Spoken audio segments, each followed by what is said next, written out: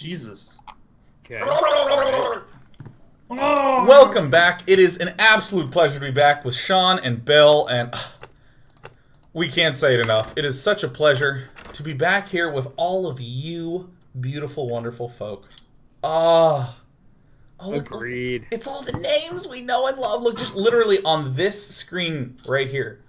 We got Dancing Rissies, I Am the Shez, The Gamer Spirit, Hex, SC2, TGC, Trevor, Trumpet, and Cool. And then again, I Am the Shez, and then the Gamer Spirit again, because they talked more than once. Joe Monkey. Oh, Seven Toes. I know Doug Lamont. Plasma Badger, 1848. That's a name right there. Collision. Mudball PJs. Mudball PJs. I don't know you, but I'm so glad you're here. Hey, look! It emptied my whole inventory. Yes! Yeah! Yes! Woo! Yeah! This is exactly like the transition from high school to college, where suddenly subjects started being emptied from your inventory, and all of a sudden it's only math. Woo! We did it. We killed the inventory. Yikes! Yikes! Hey! Oh, it's you, Bill. Wait a second. Wait, is that a ghost or like I know, a he just looks like kind of a gummy man. What relatively unfunny thing do we want to say before murdering him in cold blood? Again, because he's a ghost. Want to see this neat trick? Want to see this neat trick? All right. Gosh, yes. I love magic tricks. Trick. Oh, God! Holy Oh, fuck! That is brutal. Wow. Well, what are the theological implications of this? Combo, that's what. Wow, look at that. It means that we are socially awkward God. Hey, do you want to have a... It means that we ain't afraid of no ghost. It does. Yeah, hey, no ghost. There's something in your teeth. What if you didn't have to worry about your head at all? I mean, splash him with the root beer. Give the magic seltzer bomb. Spray him with this. It's gonna shut him up. It'll be fine. He'll just be... Oh, do you have an invitation to the wedding? No, but I have this deadly magic root beer. Oh. Oh my God. Oh my God! We just... Oh, sweet. No, it's not great. It's horrible. Is the last part of this game just literally we walk through environments that we've seen before and murder everybody in them? Oh my God, that's what I call narrative progression. Am I right, Sean? There's no more puzzles. The puzzles are done. Now it's just like one by one murdering everybody. Here's my real question. All we've done between now and then is kill 2 people. That's it. Correct, yeah. And the game markates that as how much progress? None. What are their lives worth? Nothing? Okay. They're already dead. Exactly, yep. They only seemed to be autonomous, thinking creatures. Oh no! If there be any man with reason that these 2 people should not be united in blissful matrimony, let him speak now or forever hold his peace. Oh my God, the legs just walked by! That's so horrifying! Oh my God! Oh, say a link! God damn it! He made the same joke I did. Oh, dude. Hey, who? Hey, who's that? Oh shit! I didn't say it fast enough. You. All right, Sean, you're LeChuck. You're LeChuck right now. Let's do it. I'm taking this seriously. I've come to stop you from marrying Governor Marley. How do you plan to do that? What? Governor! Governor? What's going on? Oh, Guybrush, you mad fool. I'm impressed that you came to rescue me, but it really wasn't necessary. I had everything well in hand. Unfortunately, your arrival has made it necessary for me to tip my hand early. How? Wait, what? How? Who? What? I thought LeChuck was gonna marry you. Yes, so did I. Yes, so did he. But I arranged for a little surprise when it came time to kiss the bride. I guess she's got all kinds of voices. Yeah, no, it's good. It's all good. If you're here, then who's in the dress? Blah. Wait, who's in the dress? Oh shit! It's monkeys all the way down. They have my zapping root beer bottle. Oh, I'll get it. I thought it was yours. Guybrush, you're fucking terrible. Guybrush. Now I've got to chase him down to get my voodoo root beer back. But hey. Man, look at that minister. You dare come here and confront me! I can't believe your audacity! The audacity of hope. Look, I'm just gonna really shit on him. Pretty good. I can't believe your stupidity.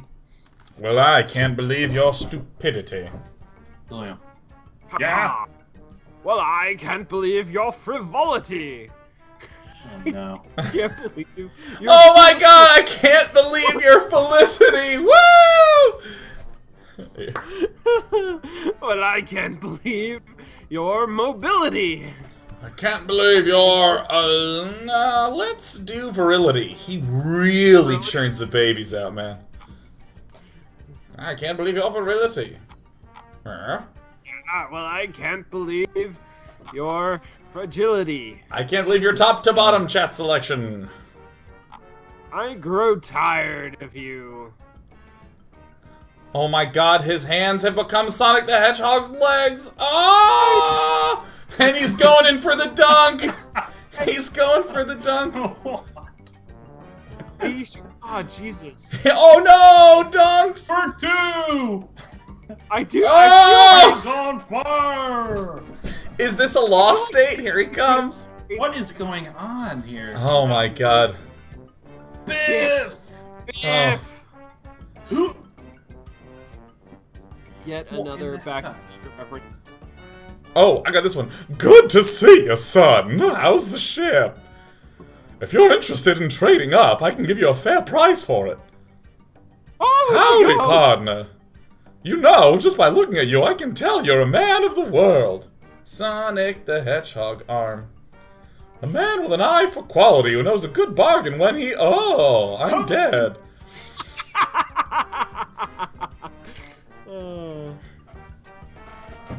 Groggin. Groggin! You put coin. Oh no. Oh. Never mind. Pick up. We're done. There's nothing.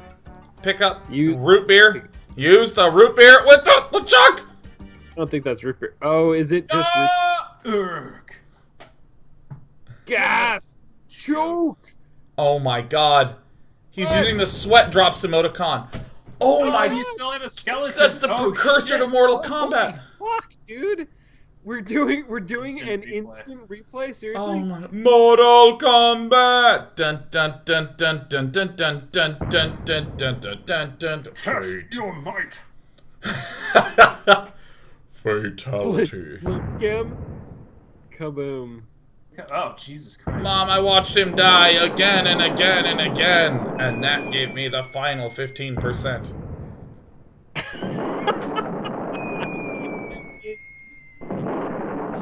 Yikes! Don't sneak up on me like that.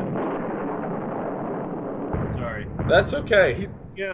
Oh my god, we have beautiful purple eyes. You know, LeChuck was a deviant, obnoxious, slithery, creepy, crawly sort of guy, but I'll say one thing for him. What's that? He sure looks nice exploding against the night sky. Dun dun dun dun dun dun dun dun dun dun. Gotten the same feedback myself. Sure, actually, I'm a bit sick of root beer. Yes, I just hate that offer. I just died in the arms tonight. So how'd you meet? Well. Oh. Oh, that's not as good. Yeah. Oh, these are the options. That's a oh, those are choice. I thought that. Oh. Sha la la la la la, don't be shy. I know you might start to cry. Go on and kiss the girl. Wow, wow. I love root beer. Let's fucking go, man. There's more at Stan's. Gosh, I hope Stan's aight. You know, my favorite part of this game is the loud explosions. I wish my crew could have seen this. Wish my squad were here. You know, I can't help shake the feeling that Guybrush is somehow responsible for that big rock sinking the ship. Oh shit, that was the one on the we were launching off the top. Bill, you're the lady. Oh, I thought I was the middle guy. Okay, I'll be the right and you'll be the left. Let's get out of this hut first. Okay, good work. At least I learned something from all this. By the way, there's a Melee Island TM. Have a drink, guys. What's that? Oh.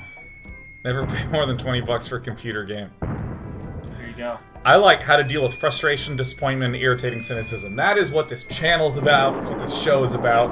We plow through the games, man. Woo! How to deal with frustration, disappointment, and irritating cynicism. Frustration, temptation. Yikes!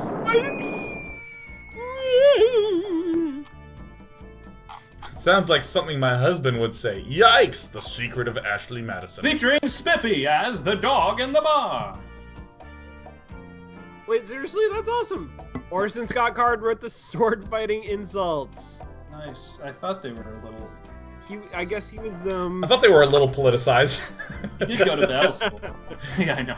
But he did writing for the Dig, right? He wrote it, man. That was his shit, right? Yeah.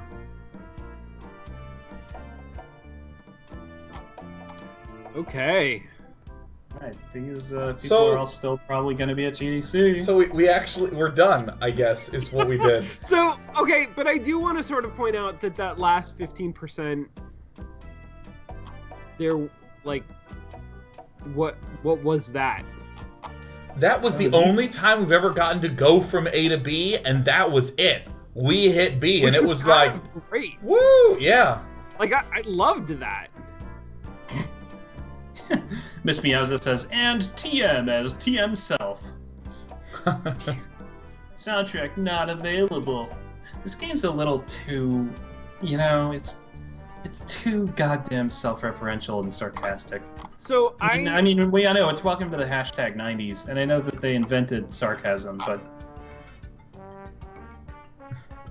am I correct that this was Ron Gilbert and what's his name?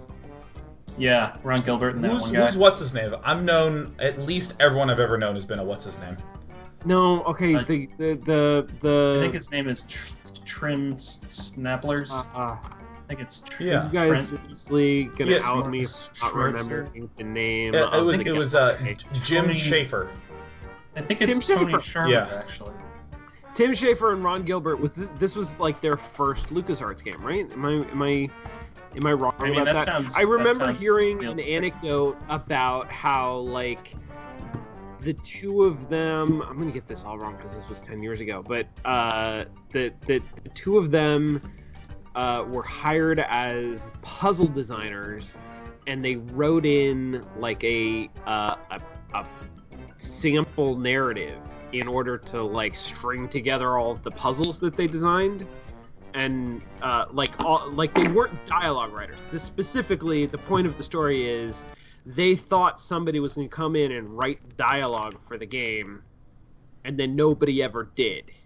Oh. It was just like they just kept their dialogue, their like test dialogue. Can that be true though? Because would you really write all that Stan stuff? Sorry, I don't mean to harsh your Yeah, I'm cutting out. your Well- bloom there, but I don't mean to get up in your bump mapping. I have no idea what's going on. I'm starting to lose the thread. Don't I be had it shy. once, and that's my job, is to be in charge of all threads. As a host. You're the Threadmaster General. Okay, so they did this series of puzzles, and did LucasArts just say, "Oh my God, this dialogue is 10 out of 10. Be in charge of a whole game"? Wait, Yeah, they were like, you're promoted to game Sean, did you designer. lose audio? No, Sean? I just lost his train of thought. Well, I'm like gone. I'm He's like gone. disconnected. It's done. What happened? Do you mean like theoretically, or do you mean like? Do you mean like technologically you can no longer? Technologically, or just sort of yeah. Like I can only hear 1 out of 3 words. Oh, we'll just hang up and join back in. Like I was fine for the whole game. What the fuck just happened? Difficult topic or what? Yeah, maybe your computer just was like, don't talk about that series of hastily thrown together dialogue that launched their careers. I'm done with this shit. But the thing is that Sean Plott and I have only been saying 1 out of 3 words, so that's probably what it is. You might have experienced it that way, but I'm saying every other word because we're friends. We can finish each other's 2/3 of words. And we can expect that of each other. Yeah, that's right. And in fact, if you don't do it, then you're kind of a shitty friend, as far as I'm concerned. I think so. Bill, let me tell you, you're getting split in half, but really, from just above the top of your eyes down, it's pretty good. It's pretty hot. I'm not saying you have some sort of, like, gross forehead that people wouldn't be into, but what I am saying is that right from the top of the eyes down is just so fine. Ooh, the forehead's good, too. Look at that. Hey, Sean. Forehead and afterhead. Hello? La la la la la la, don't be shy. Okay. I think this is better. Yeah. Okay, so Sean, what happened after Tim Schafer and Gort Snobler did the... Snib Goblin! What was his name? Snib Goblin. Ron Gilbert. Ron Gilbert. I know I got some letters correct. But he did... He did the Tentacles game, right? Day of the Tentacle. Oh yeah, great game. 10 out of 10. Pretty sure. Was that, and that must have been before Monkey Island, right? Or was it not? Monkey Island was like the first one. You know, let's look this up. I'm opening up my internet right now, and I'm looking up timeline of LucasArts adventure games. Let's see if we can get one of those. LucasArts adventure games in Wikipedia, organized by timeline. Great. Sha-la-la-la-la-la, don't be shy. Okay, so we got Labyrinth. It's one of the first ones. Maniac Mansion in 1987. Oh my gosh. Oh my god. Wow, you're right. In the late... Sometimes I'm right. I mean, I wouldn't say sometimes, Sean. I'd actually say you're infallible. You should become a pope. So there was Maniac Mansion. There was Zach McCracken and the Alien Mindbenders, which I've never heard of. Whoa. What is Zach McCracken and the Alien Mindbenders? What is this shit? What? Oh my god, that's amazing. Okay. And then, also, in 1989, that's when Indiana Jones and the Last Crusade came out. Not Indiana Jones and the Fate of Atlantis, but The Last Crusade. And then Loom was done in 1990, designed by Brian Moriarty. So Secret of Monkey Island was the one that that used witty humor over the seriousness of the previous titles. So they did another one of those. And then in 92, it was Indiana Jones and the Fate of Atlantis. And in 93 was Day of the Tentacle. And do you guys remember the opening credit sequence to Indiana Jones and the Fate of Atlantis? Oh yeah, where he's like, he just keeps falling down. So good in his museum. Was that? I wish every game could be as good as the opening credit sequence to Fate of Atlantis, and not the rest of Fate of. No, it was great. It was like an interactive opening credits sequence. Like you were in the museum and you had to like do stuff in each room, and the puzzles were all really simple, and then it would give you credit titles at the end of them, and he'd like fall down to the next thing. It was great. It was super great. I found it charming as hell. It was exactly, and it set the tone for I was charmed as fuck. C-A-F. Oh man, that was the high point for LucasArts adventure games. I feel like was that opening sequence. It was the high watermark, dude. Yeah. Okay, so now that we've completed this game, I gotta ask, what do we feel about the game as a whole, like a start to finish thing?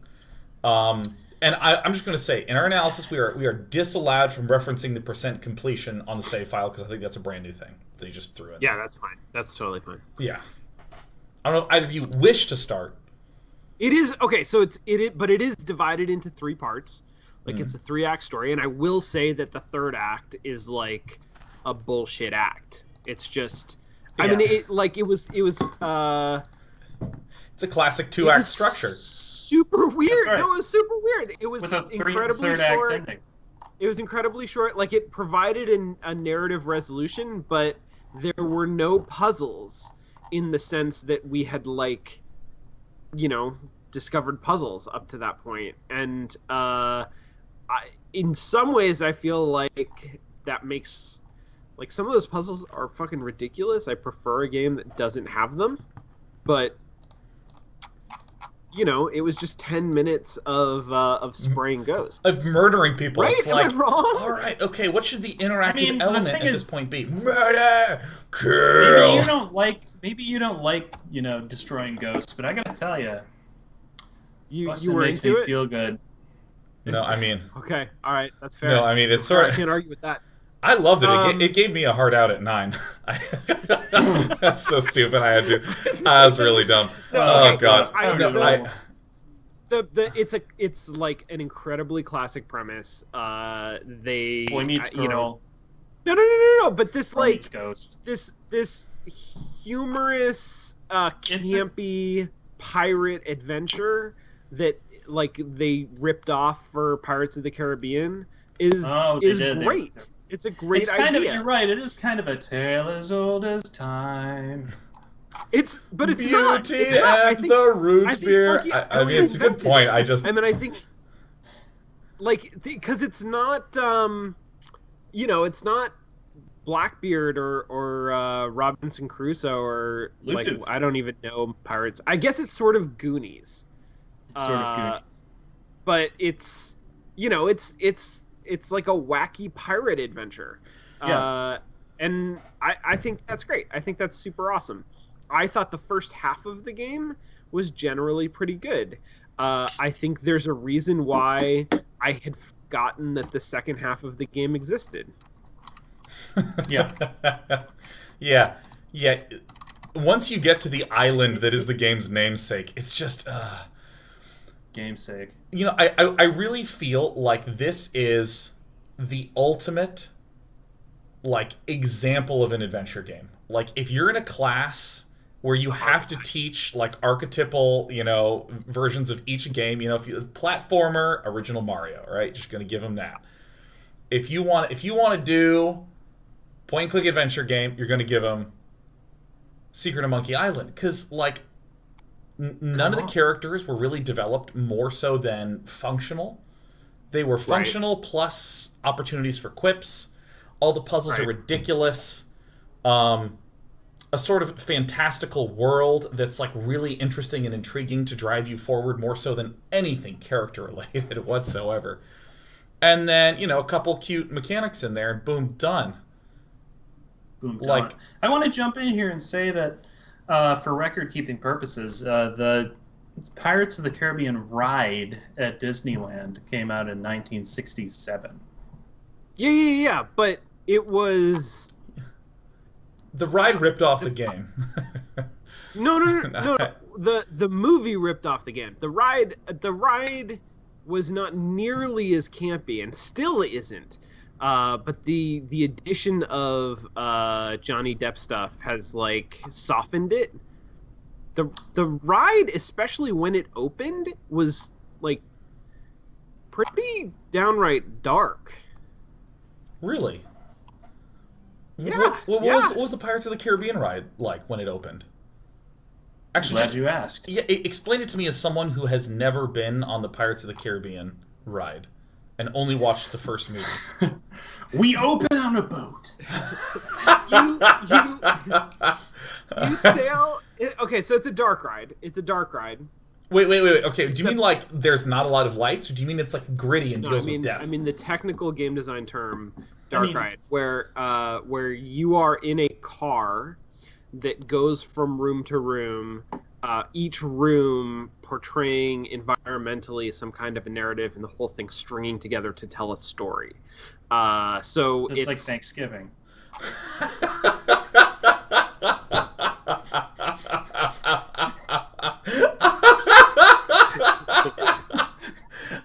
God. And each room builds with progressively more tension. Yeah, no, yeah, that's right. That's a good comparison. Exactly. Oh, exactly. shit. No, Okay. exactly right.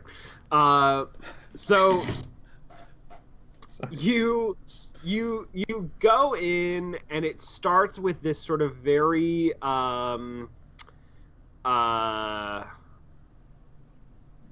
Jesus, I don't know. I don't remember the room. Indescribable.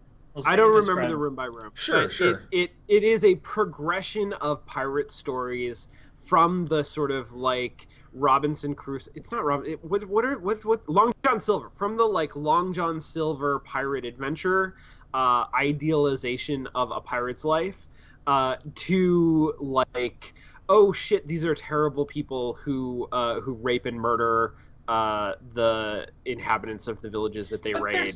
They're still cartoon people, though. I mean, they're like waxy cartoon puppets that are like, you know, goofily running around trying to kidnap women in silly ways. I mean, it's not entirely like, it's not like you go in there and it's like a, you know, it's like, I'm completely blanking on the guy who made the movie 7. It's not one of those guys. It's Fincher, right? Yeah, Fincher. It's not Fincher, a gritty yeah, movie. it's not a Fincher. It's not Daredevil. I mean, on Netflix. what I'm saying is that the tone of that movie was not obvious. Building straight from the ride. Right. Building solely from the ride. First of all, in the movie, you were outside. Bill. This is what happens when you don't give Bill a show every Monday. And here's a quip, and here's a quip, and here's a quip, and here's a quip. By that. Dude, no, it's like your QPM, like your quips per minute. It's like the numbers like. I off mean, the charts, I think it's more. I wouldn't say it's QPM. the QPM. I think it's just whenever like when Sean is making a point, like it's just that's kind of the, you know, the half banana to my fruit fly. You know, that's trying to get in there and that's the to your lozenge, right? Like that's yeah, exactly. That's right. That's right. It's the perfect time to really just. That's the rash to your butt rub. It's the peppercorns to my corned beef butt. hash.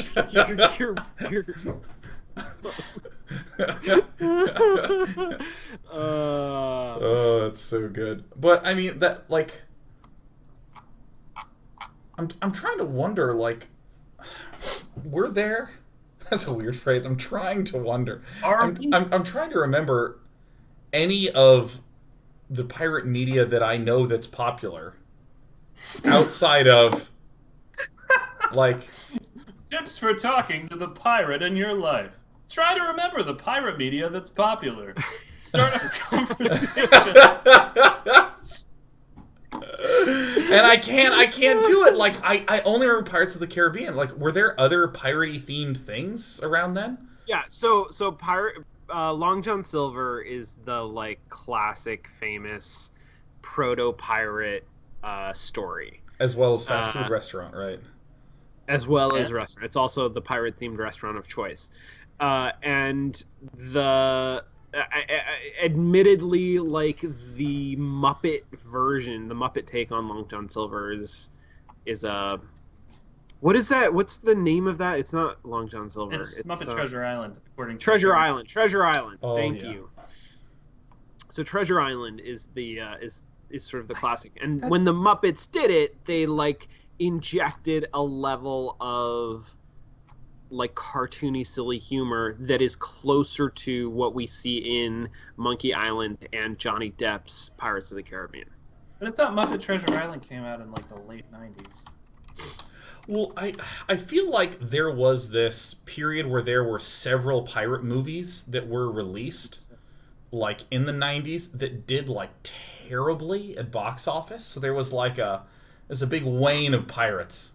Like Wane wane of pirates. I think Cutthroat Island was one of those that just like was so expensive and did so poorly. What about I don't Morrowind? even remember that. Cutthroat.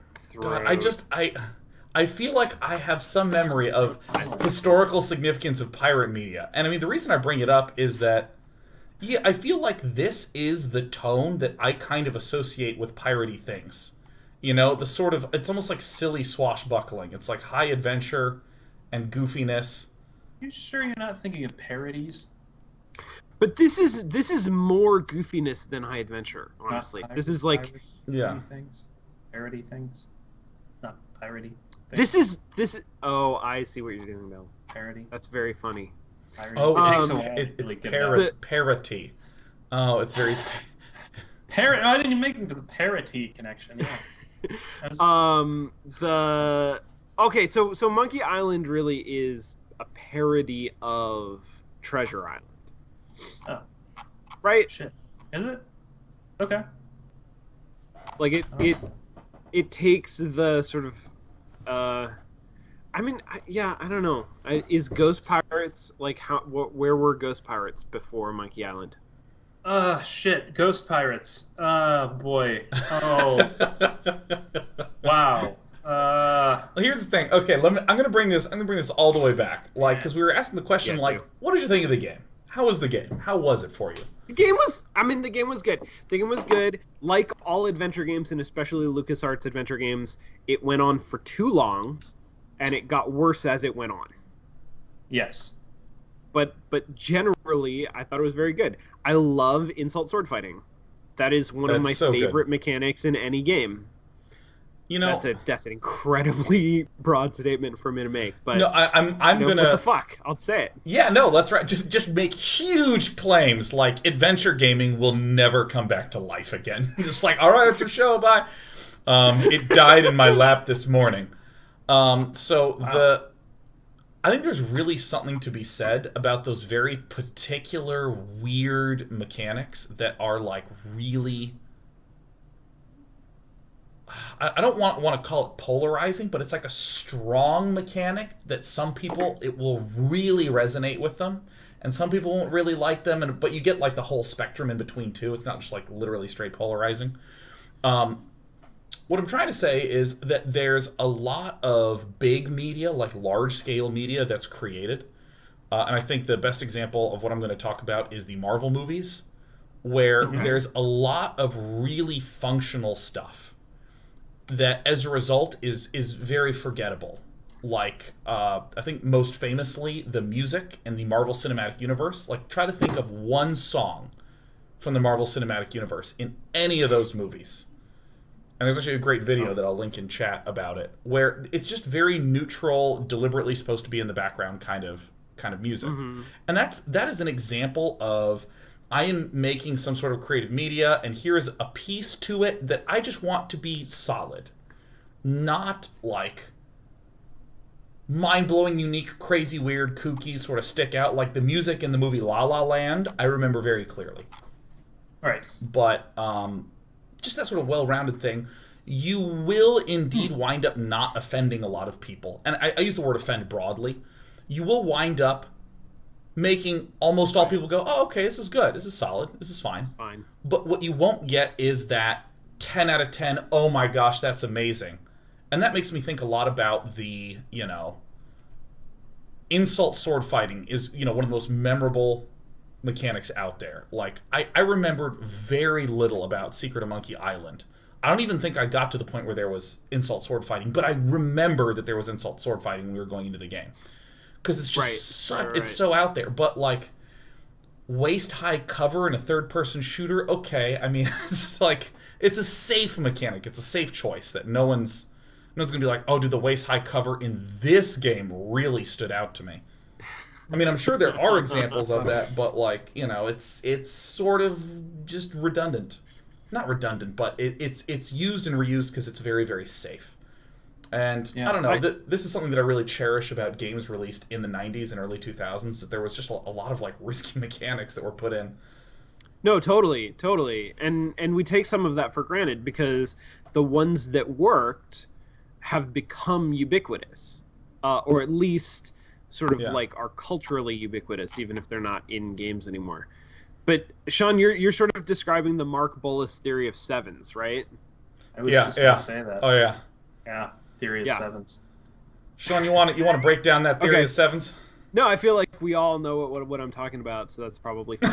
The theory of sevens is that there's a big... So if you're going to rate the quality of some sort of subjective artistic piece on a scale from 1 to 10... Which, let's face it, we are. How else would you approach art? I mean, seriously, come on. Best art, most fantastic, tremendous art.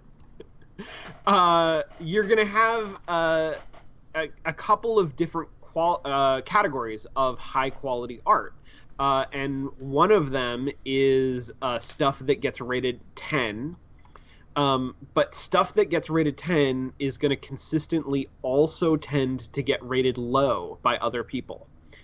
Because it's risky. Because, like, some people are going to get it and love it, and other people are going to not get it. They're going to be, as you said, Sean, offended, which doesn't mean that they're necessarily morally offended, but they might be aesthetically offended. They don't like it. It grates on them. It's unusual. It's strange. They don't want it. Yeah. It is much easier to create something that everyone gives a 7. Like that's another category, is the, like, everybody finds this better than average. Yeah. And Mark extended that by talking about, like, a lot of innovative product design sort of has fallen in the same vein, where a really good example is Twitter. Twitter sounds fucking terrible to tons of people on paper. Now that Twitter exists and we all know it works, oh yeah, no, of course that would work, right? You can see all the uses for it. But, like, during an era where blogs are huge and you have professional bloggers making shitloads of money because of their enormous traffic, and you come along and say, I'm going to make blogging for everyone, but it's micro-blogging. I'd prevent you from writing more than 140 characters. Then it becomes easier. We're like, but what if I actually want to write a blog? That's stupid, right? That's like, oh yeah, no, I found the piano hard, so I wrote... I made a special instrument for people who only want to use one finger. Like, it just doesn't sound good. That's actually a pretty goddamn good idea. Sorry, if I can just jump in there. Limiting the keys on a piano to, like, the certain ones in a certain scale so that it just sounds good when you play it. Well, that's the Twitter of pianos. No, there are a bunch of... it's called Beatmania 2DX, man.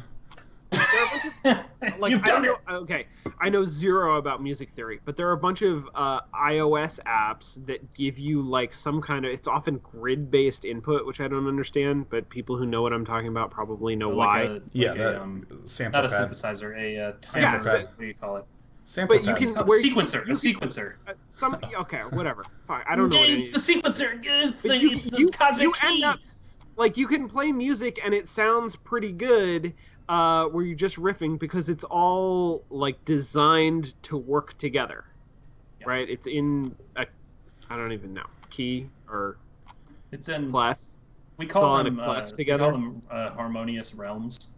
Yeah, it's in the same they harmonious all realm. inhabit a harmonious realm. That's right. Harmonially adjacent. They're harmonially adjacent. They're they're geometrically proven to resonate harmoniously. Yeah, exactly. But I mean, like, that's the thing that, you know, coming back to this, like, you know, Secret of Monkey Island. Whoa, yeah, we're fucking going crazy tangents. Welcome, we're back. We're so happy to have you here. What instrument should the shrimp play? Woo! Fucking make that a 10 out of 10 idea that some of you will rate as a 3, but you don't belong here. Coming back to the secret... You kind of slipped into a little bit of a Adam Sandler voice there. Yeah. No. Anyways, sorry. I have a really sensitive Sandler radar. Yeah, no, that my voice was sandorially adjacent to. It really. Okay, so, but I mean, like, coming back to it, like, that's what I'm currently, like, really interested in, just in games in general, because it is so hard to make a game. It is so unbelievably difficult that it's, I think, really important for, you know, many market leaders in the industry to do safe choices, because that's, like, a smart choice, especially when you have, like, thousands of people whose payroll you're trying to hit. Make some safe choices and keep them employed, you know. But when you look back at these old games, there's just so many weird things, like insult sword fighting, and then, you know, this, like, here's the 3 things you have to do in order to leave the island. And then, you know, when we were on Melee Island, there was a puzzle where we had to just randomly hold a head out and it would direct us. And there's nothing else in the game that's like that. It's almost like this collection of mini games that I just sort of hoped would play well together, and they just polished that and QA'd it and released it, which is so rare to see. I don't know. I have just this incredible amusement by playing all these old games. Exactly just seeing about like it's a function of the cost of the game. Like adventure games, at the time we thought adventure games were incredibly expensive because nobody had ever made video games that cost this much money before. But in the grand scheme of things, they were like very, very cheap compared to the games that we're producing today. Which is also why, like, the indie scene today, games that are made for a lot less money, often by independent developers, can explore ideas and mechanics and, like, crazy shit that's risky that big games often can't do. Can we just jump into that, though, and say, like, what... Yeah, let's do. Okay, indie game costs. Yeah. Are you calculating that based on the actual money spent, or are you calculating that based on the market value of the time put into those games? Yeah, no, that's a great question.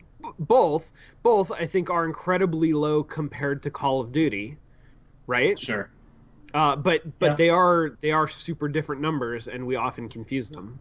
And the thing is this, if people are working for under market rate, there's usually an element of privilege involved in that. Sure. Like, not everyone can just choose to not take a salary to work on a game for 3 years. Sure. Some people can. Sure. Well, and part of what that means, in a lot of cases, in a lot of the cases that I'm interested in, is that you can't afford to make a game for 3 years, which means that the games that you make are that much smaller, right? That's true. A friend of mine, who's been in the industry for a while, his estimate for an indie game is always 2 people, 3 years. Like, whenever someone's like, I'm going to make a little game, it'll be like, yeah, it'll take you 2 people, 3 years to ship it. So that's just my gut. Not that that's everything, but you may find that things tend. You may find that games tend weirdly. You may find that indie games tend weirdly toward schedules like that. Yes, that's very true. And a lot of the things that we think of, especially like AAA games, that's exactly what those kinds of budgets look like. I've never heard the term AAA.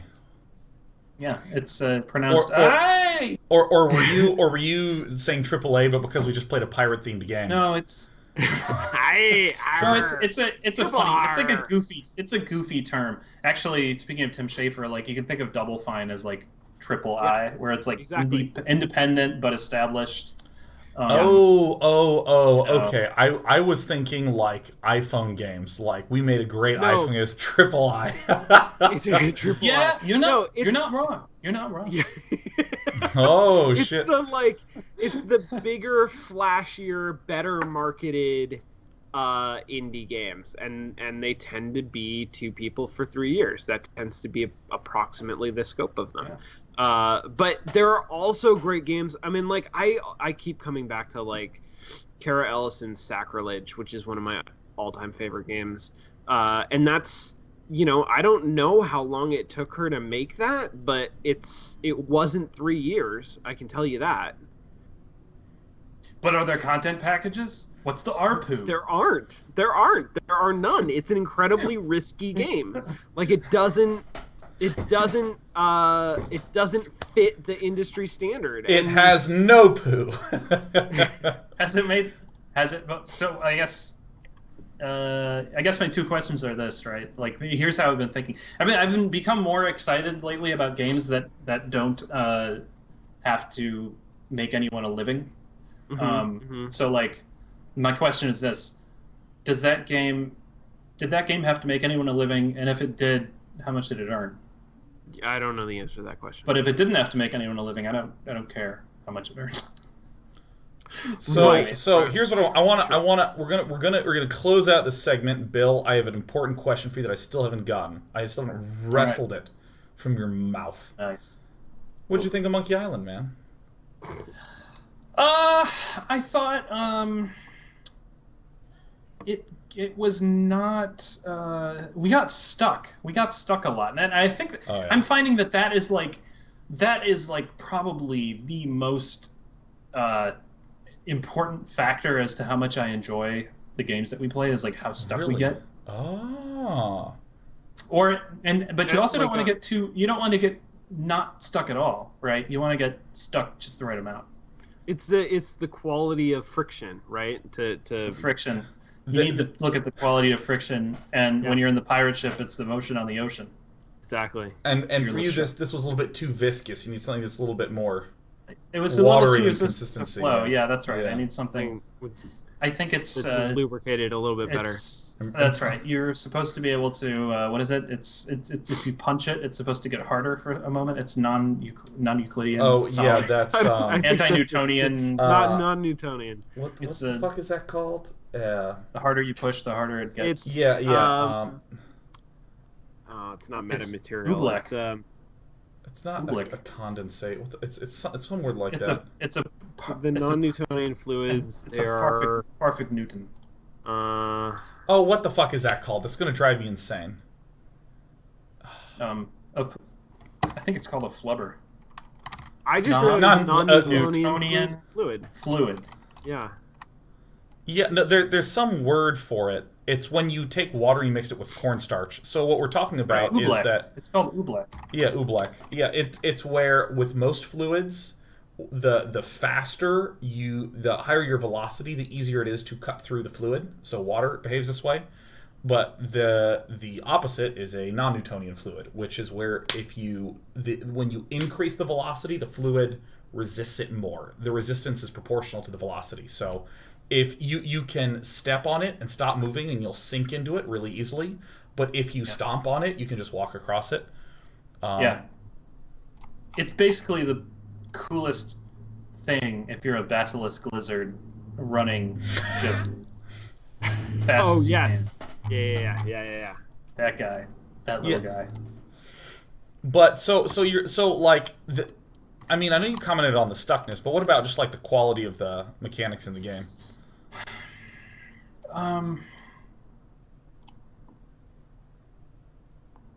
A suspension, that's what it's called. It's a suspension. Fuck me, I got it. Bam! Boo! There we go. Okay, sorry, go ahead. That's what the non-Newtonian fluid's called. It's a suspension. I'm nearly certain. Most of the...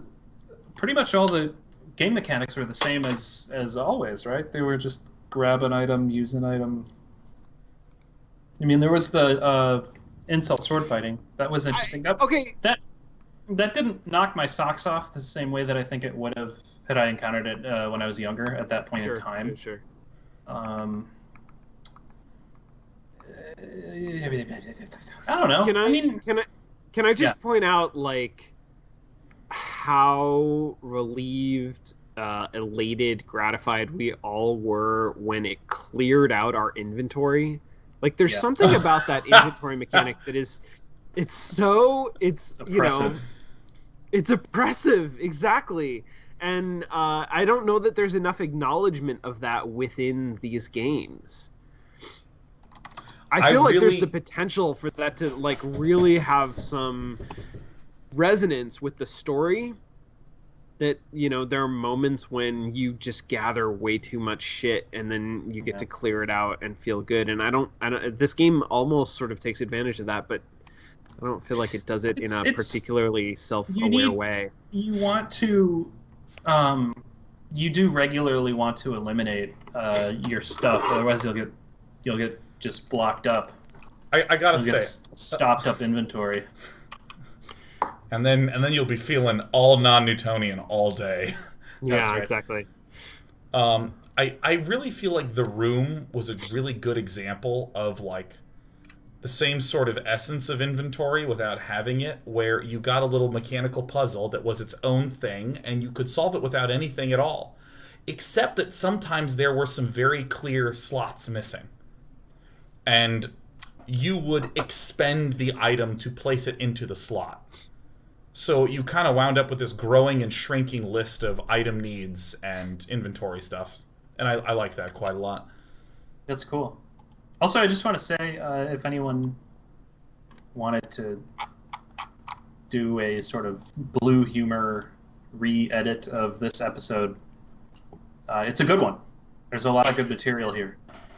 There was a lot of good talk about growing and shrinking inventories, expending things into slots. So what I'm going to do is I'm just going to end this thing, and then when we come back, do you want to tell stories from winter break until Bill has to go? Yeah, sure. All right, let's do it, guys. My name's Sean Plott. And I'm Bill Grainer. And I'm Sean Bouchard. Thanks for watching Mostly Walking. In the next segment, we're going to just hang out and chat, and one of the topics is going to be what the hell should we play next? Wow! But we're done with the Monkey Island. Yeah! Boink. Skiddly diddly diddly diddly. Scop a diddly diddly bop the billy diddly diddly. I'm a scat man. Oh shit.